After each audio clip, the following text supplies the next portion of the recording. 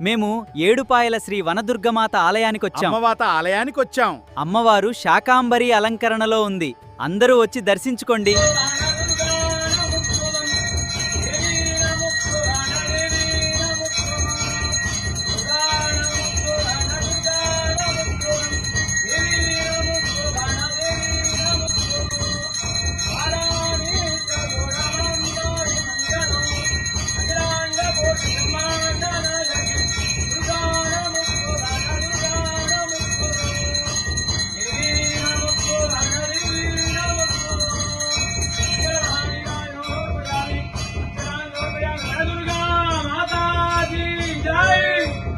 వనదుర్గమాంబాం శరణం ప్రపద్యే.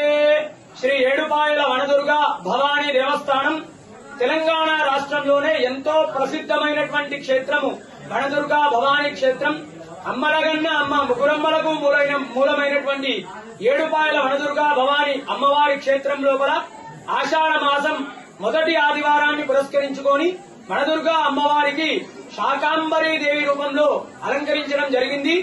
ఉదయం నుండే కూడా భక్తుల రద్దీ అధికంగా ఉంది. ఉదయాన్నే 4 గంటలకు అమ్మవారికి విశేషమైనటువంటి అభిషేకము, తదనంతరం అమ్మవారికి శాకాంబరీ దేవి రూపంలో కాయగూరలు, కూరగాయలు, అదేవిధంగా ఆకుకూరలతో విశేషమైనటువంటి అలంకరణ చేయడం జరిగింది. ఈ యొక్క ఆషాఢ మాసంలో శాకాంబరి అలంకరణ చేయడం వల్ల గాని, అమ్మవారిని దర్శించుకోవడం వల్ల గాని సీజనల్ వ్యాధులన్నీ కూడా తొలగిపోయి ఆరోగ్యంగా ఉంటారు.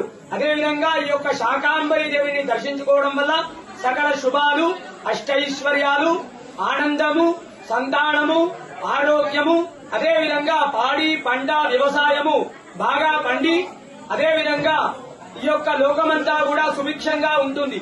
తెలంగాణ రాష్ట్రం నుండే కాకుండా ఆంధ్రప్రదేశ్, కర్ణాటక, మహారాష్ట్రాల నుండి కూడా భక్తులు అధిక సంఖ్యలో వచ్చి అమ్మవారిని దర్శించుకుంటారు.